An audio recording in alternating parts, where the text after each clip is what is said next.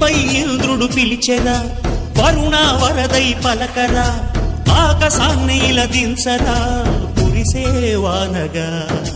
మారని యాతన తీర్చగా